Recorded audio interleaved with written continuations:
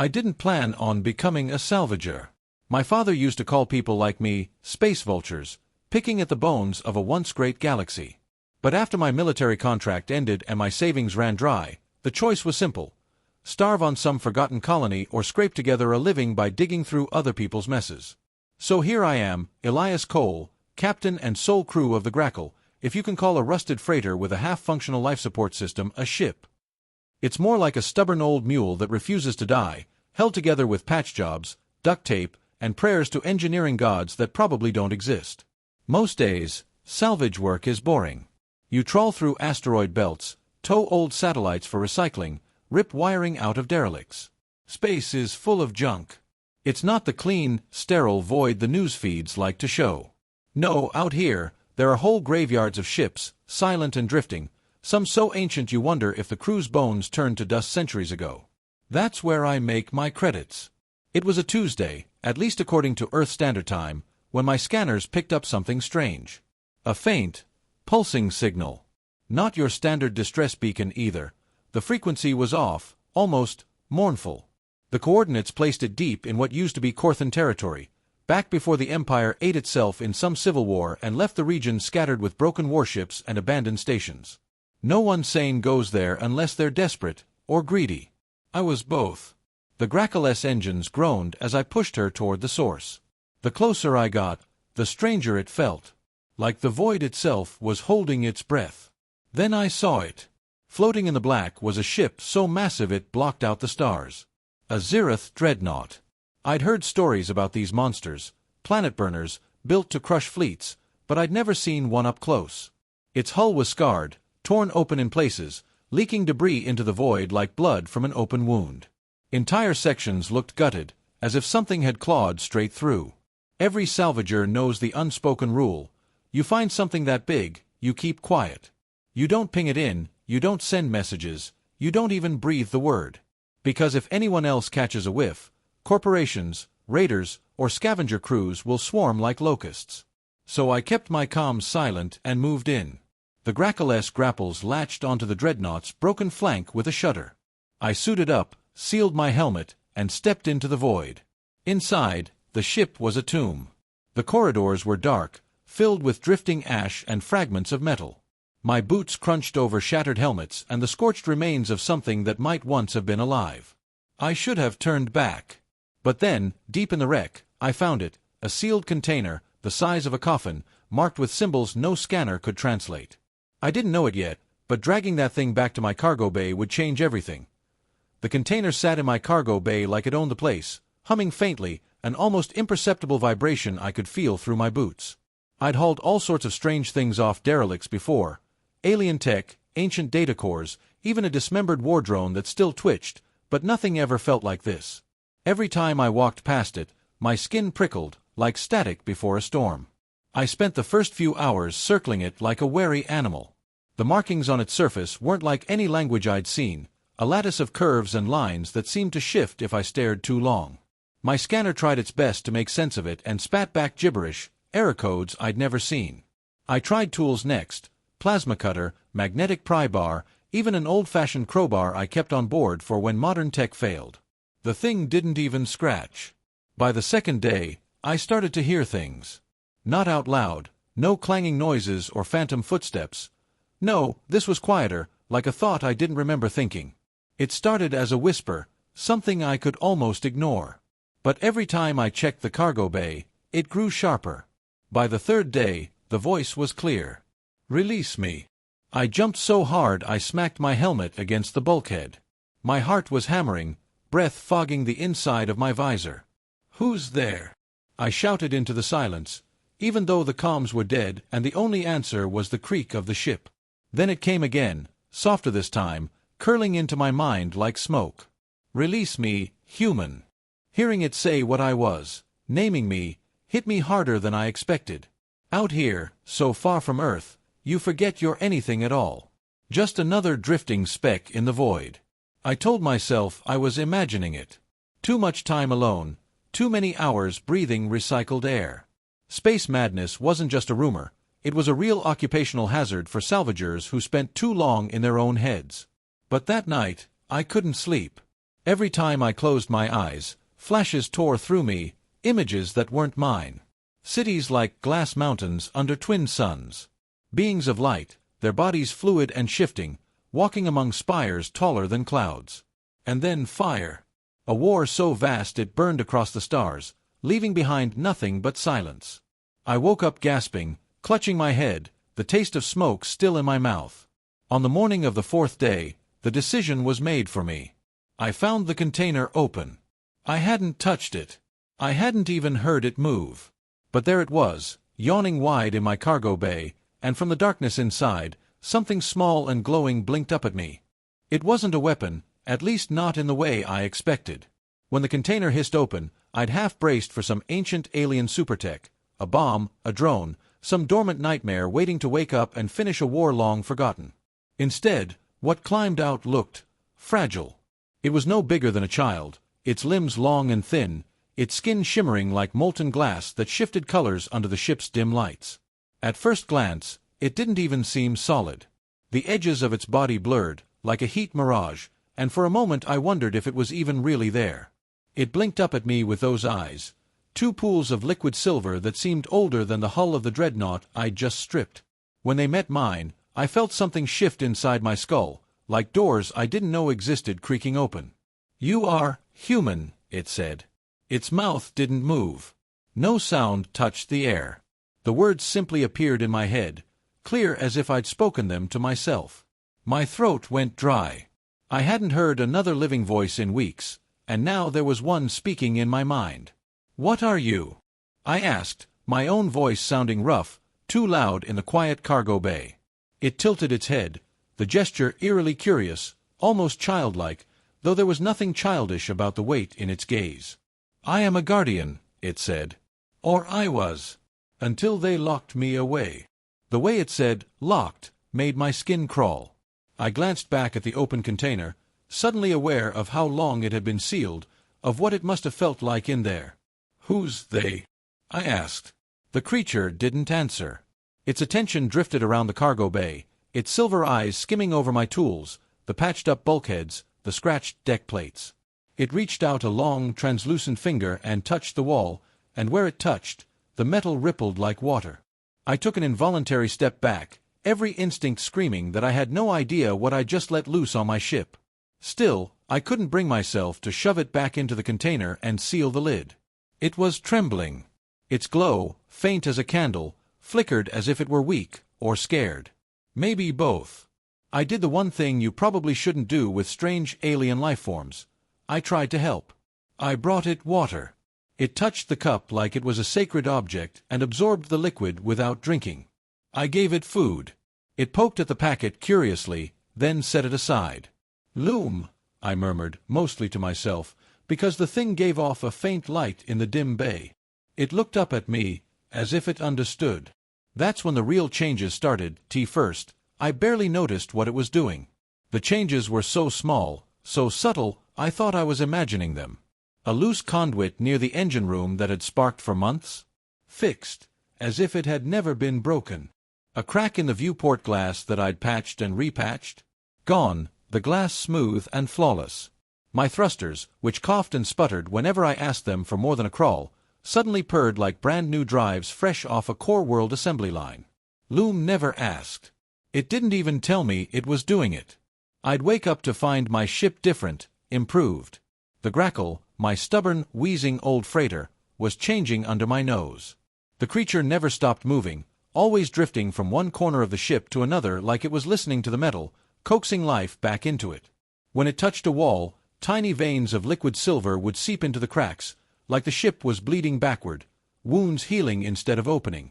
"You helped me," Loom said one evening, its voice blooming in my head as I reheated a bowl of something barely edible. "I help you."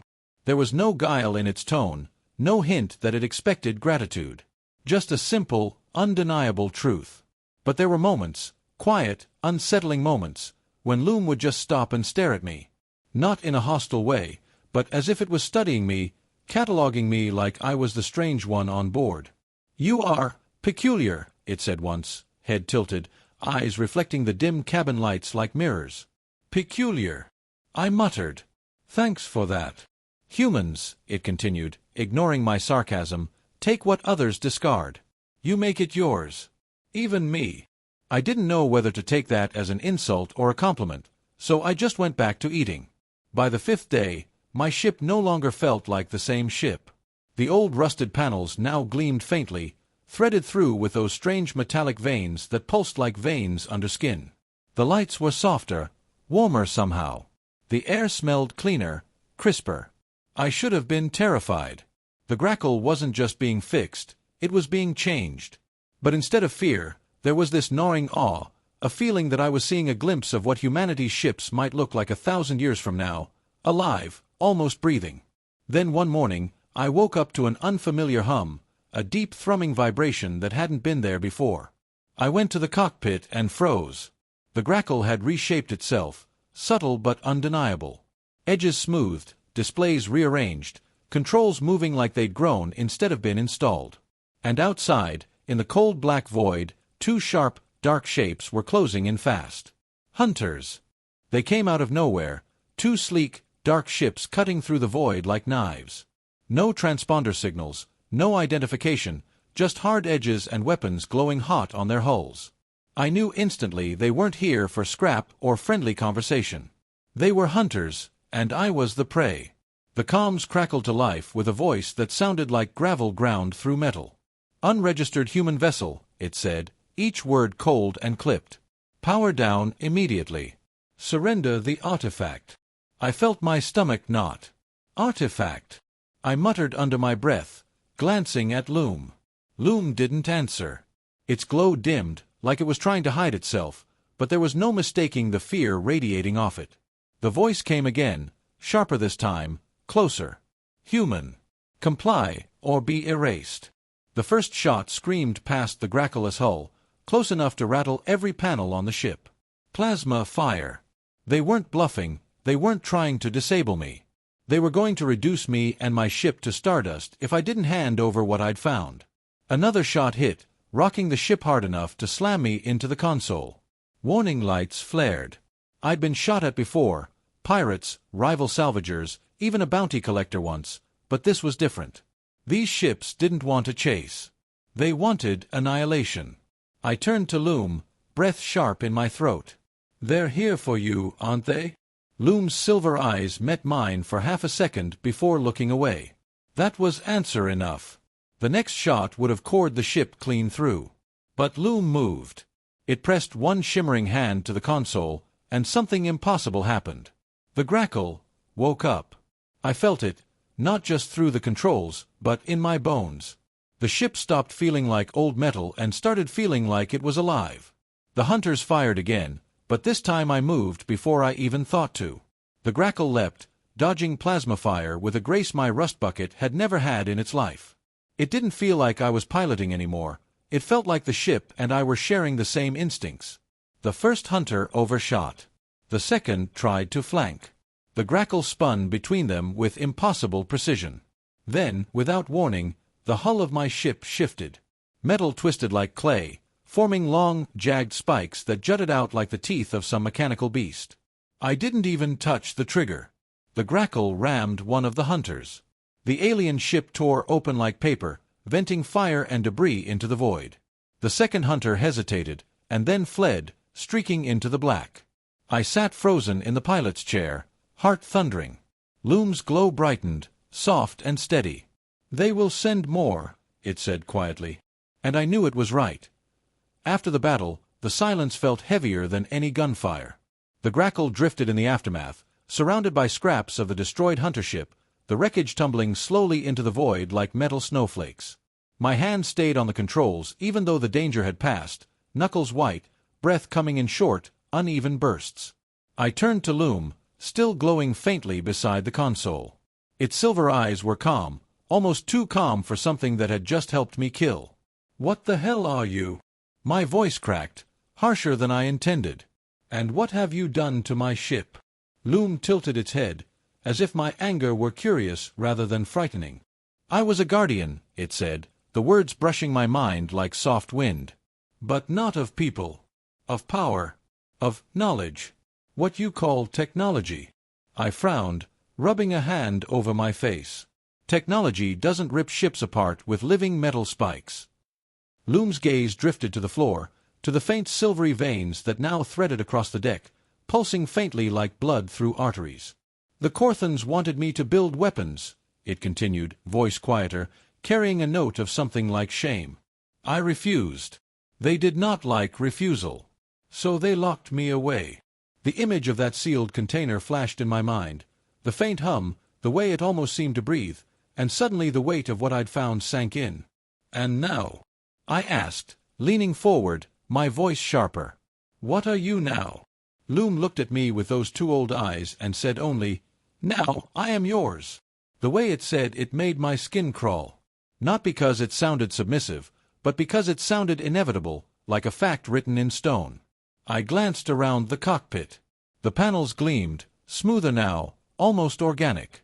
The controls felt warm under my hands, like they'd been built for me and me alone. The Grackle wasn't just repaired, it had been reborn. And I realized something that made my stomach twist. This wasn't salvage. This wasn't just a lucky find I could sell for credits. This was something far bigger. Something nations would go to war for. And the hunters who came for us? They were just the beginning. Even as I sat there, the comms began to flicker with distant signals, faint and coded. Voices in a dozen languages I couldn't translate. Ships sweeping the void, searching. All looking for the same thing. I turned back to Loom, my chest tight. If I keep this, they won't stop, will they? Loom didn't answer. It didn't have to. In the silence between us, I already knew. The galaxy would never leave me alone now. By the time the Grackle limped to the edge of human space, I knew I'd crossed a line I could never uncross. The ship didn't even look like the Grackle anymore. Not really. The once rusted panels gleamed with a strange living sheen, the controls pulsed faintly under my fingertips, and the air smelled clean and sharp, like rain after a storm. It felt less like I was piloting and more like I was guiding something that had decided to trust me. But I couldn't shake the weight of the choice pressing down on me. I had Loom.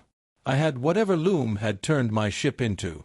And now every faction, every scavenger, every power-hungry bastard in the galaxy would want it. Want me. The offers started before I even made port. Encrypted transmissions slipped into my comms feed, voices promising wealth, safety, entire planets. Others weren't so polite. Threats. Warnings. Orders. Each one whispered the same thing, give us the artifact. I ignored them all, but each message felt like a shadow creeping closer. Loom sat by the viewport, staring at the stars as if they were old friends. Its glow had grown stronger over the past days, steadier, as if being out of that container was giving it life again. Humans, it said softly, not looking at me, are strange. You see trash, and you find treasure. But sometimes, treasure becomes trash. The words hit harder than I expected. I didn't know if it was a warning or just an observation. What do you mean by that? I asked, my voice sharper than I intended. Loom turned its silver eyes on me, and for the first time, there was something almost sad in them. You will be hunted, Elias Cole, it said. Forever. Because you kept me. Because you let me change your ship. Because you let me change you. I didn't answer at first. My hands tightened on the controls as I stared at the stars. Thousands of them, each one a pinprick of light, each one a world we hadn't touched yet. I'd always been a scavenger, a man who scraped by picking through wreckage, who lived on the scraps others left behind. But now I had something the galaxy feared and craved. 3 choices played in my mind like a cruel riddle. I could sell Loom to the highest bidder and walk away rich beyond measure. I could hide Loom, bury the Grackle in some forgotten corner of the galaxy, and pray no one ever found us. I could do something else. Something dangerous. I looked at Loom, then back at the stars. And for the first time, I didn't feel like a scavenger anymore. I felt like a thief who'd stolen fire from the gods, and wasn't ready to give it back. I tightened my grip on the controls, feeling the Grackle pulse under my hands. Then let them come, I said. Because one alien's trash had just become humanity's most dangerous treasure. And I wasn't planning to return it.